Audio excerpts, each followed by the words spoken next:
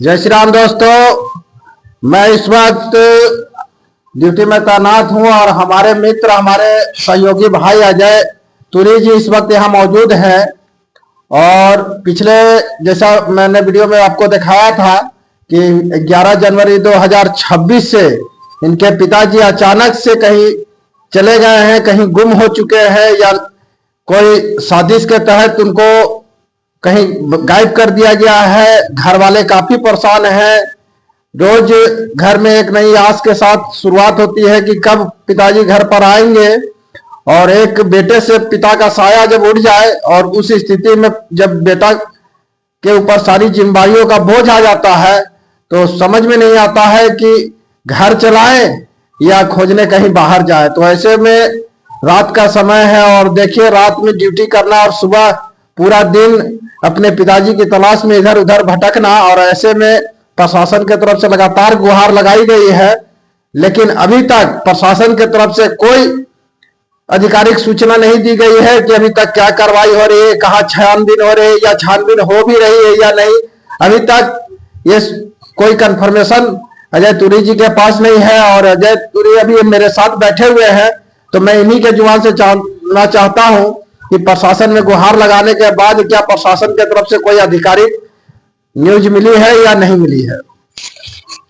तो आपने प्रशासन को गुहार लगाया, एप्लीकेशन दिया, लगातार प्रशासन का चक्कर काट रहे हैं, लगातार आप मीडिया में न्यूज को अपडेट कर रहे हैं कि जिनको भी सूचना मिले ये खबर करें।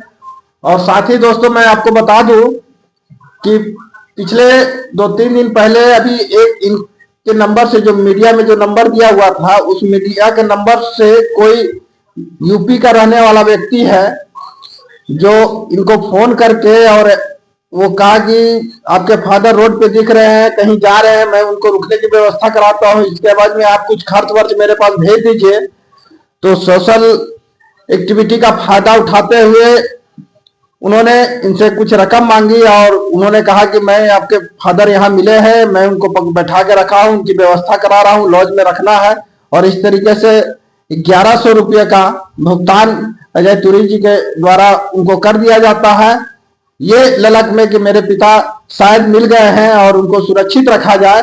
और बाद में पता चलता है कि कोई 420 आदमी इनके दुख पे मलहम लगाने की जगह इनके भावनाओं के साथ खेलने का काम किया, इनके आर्थिक शोषण करने का काम किया और इनके मजबूरी का नाजायज फायदा उठाना। और ये खबर भी प्रशासन को दी गई है, लेकिन प्रशासन की तरफ से इतना लापरवाही है कि अभी तक कोई आधिकारिक सूचना नहीं है। और घर वाले रोज इंतजार में बैठे हैं, बिलक रहे हैं, खा नहीं पा रहे ढंग से, कहीं जा नहीं पा रहे हैं और रोज सुबह एक नई किरण के साथ उम्मीद रखते हैं कि शायद उनके गार्जियन उनका घर आ जाए।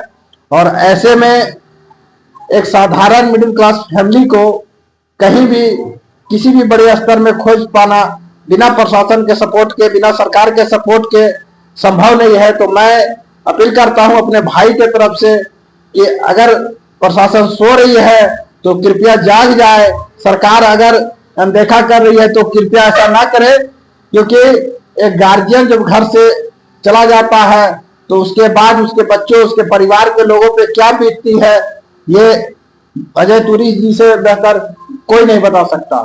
तो आपने प्रशासन से गुहार लगाया था, क्या आप बोले? प्रशासन अभी तक कोई आधिकारिक सूचना या कोई खबर आपको? प्रशासन तरफ से जब भी जाते हैं तो प्रशासन लोग हमको आश्वासन देते हैं कि खोजबीन चालू है।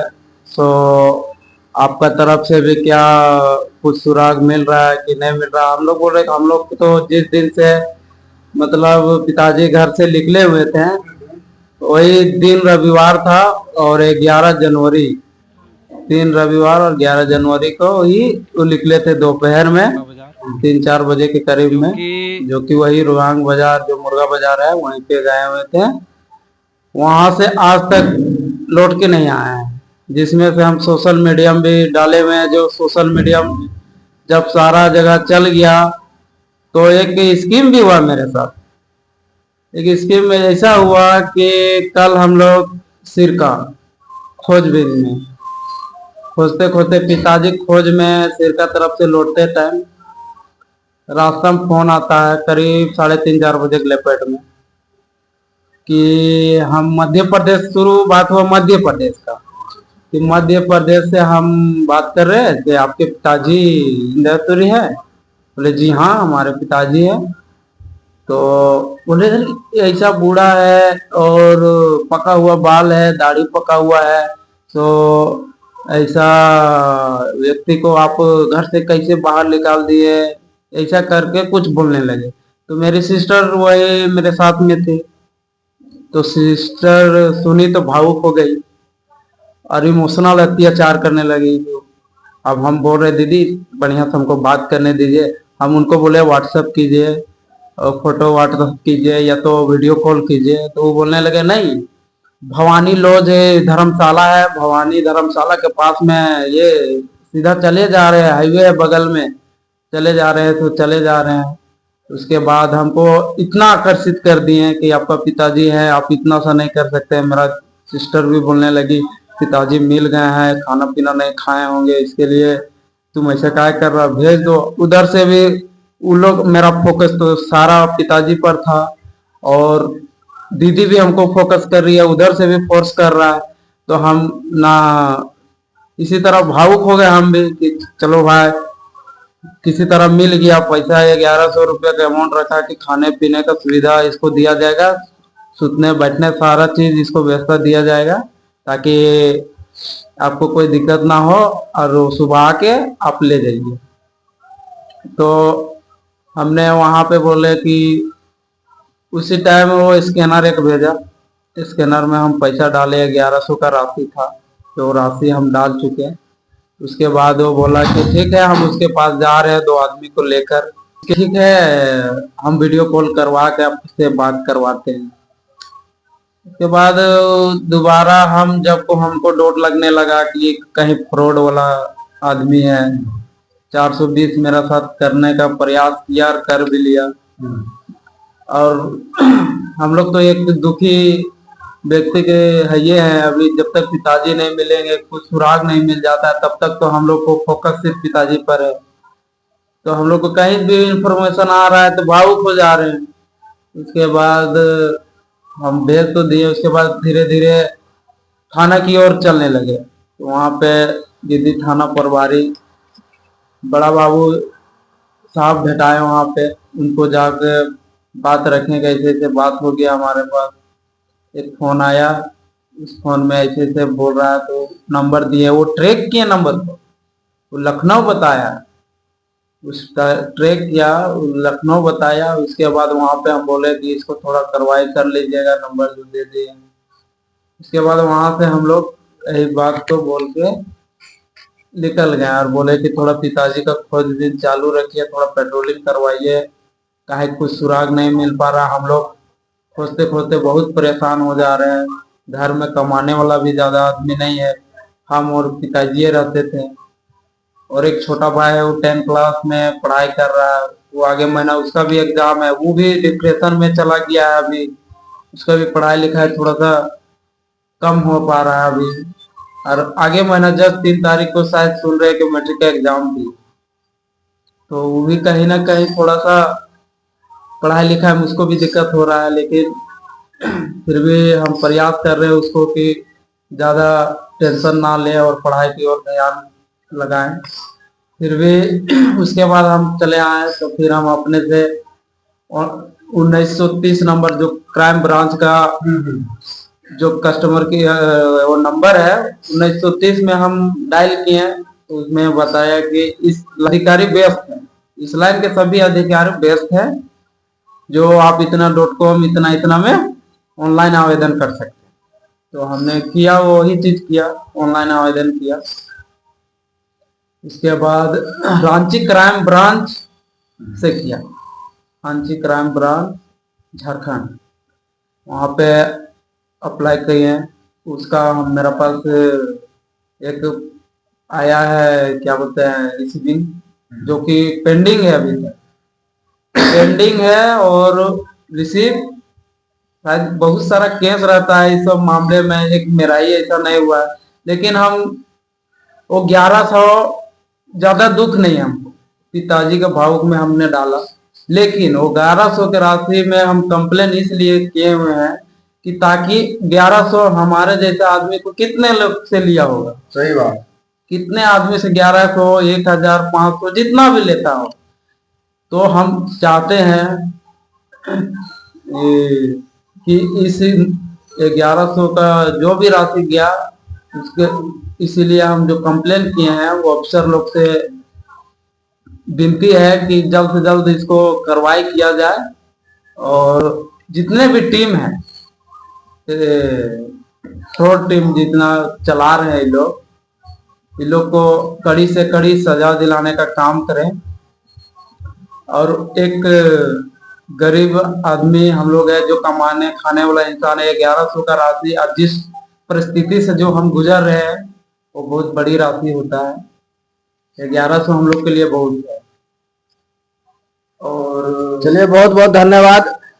तो आपने सुना कि किस तरीके से जब इंसान मानसिक तौर पे बीमार होता है, कहने का मतलब है कि जब आप मानसिक तनाव में रहते हैं और उस वक्त आपके सोचने समझने की जो शक्ति होती है बहुत कम हो जाती है और ऐसे समय में कोई भी आपका नाजायज फायदा उठा सकता है। तो इसी तरह इनकी मजबूरी, इनकी लाचारी को देखते हुए इनके घर से गार्जियन का साया अभी उठ चुका है और ऐसे वक्त में जब विचलित हैं और ऐसे में फायदे का मौका उठाते हुए सोशल क्राइम वाले लोग ने इनसे राशि वसूली।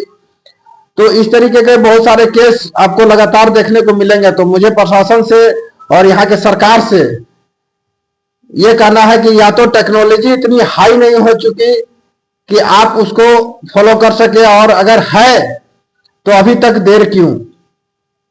आज 11 जनवरी 2026 से कोई व्यक्ति गुम हो जाता है, अचानक गुम हो जाता है और उसकी सूचना आज 23 जनवरी 2026 तक भी कोई पता सुराग नहीं चल पा रहा है। तो आप समझिए कि हमारी टेक्नोलॉजी कितनी पीछे है।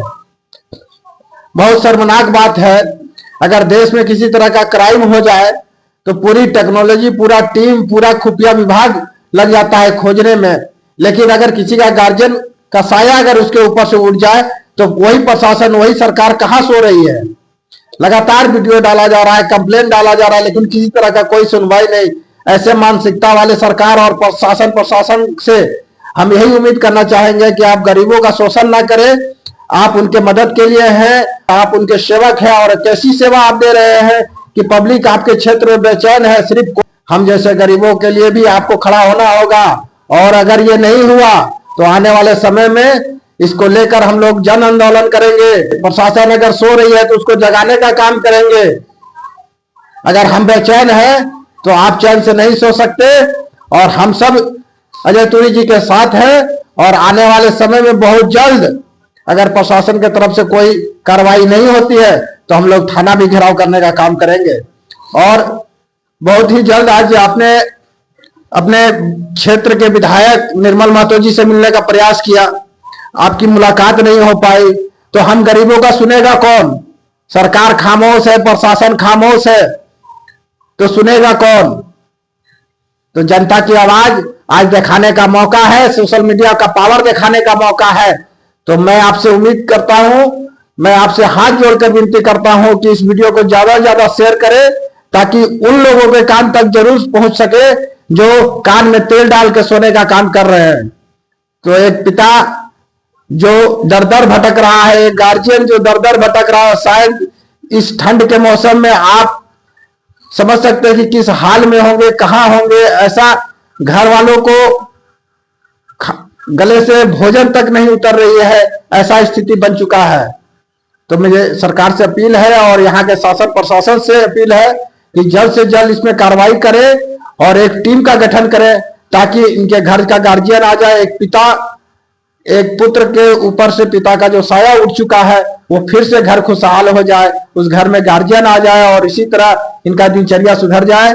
आज आपने देखा बहुत ज्यादा दिन नहीं हो रहा है, महज 1 सप्ताह 10 दिन पीछे रांची से, धुरवा से 2 बच्चे की चोरी हुई थी जो कि रामगढ़ के चितरपुर से पकड़ा गया। बजरंग दल वालों के माध्यम से उसको पकड़ा गया। तो अगर आप प्रयास करेंगे सफलता जरूर मिलेगी, लेकिन आपका प्रयासरत होना जरूरी है। आपकी लापरवाही किसी के घर का, गार्जियन का, किसी का सुख चैन उजाड़ सकता है। तो ऐसा ना करें और मैं प्रशासन से गुहार लगाता हूं कि जल्द से जल्द कार्रवाई करे और एक घर का गार्जियन जो इस वक्त शायद किस मुसीबत में कहां झेल रहा है उसको खोजने का जल्द से जल्द प्रयास करे। धन्यवाद।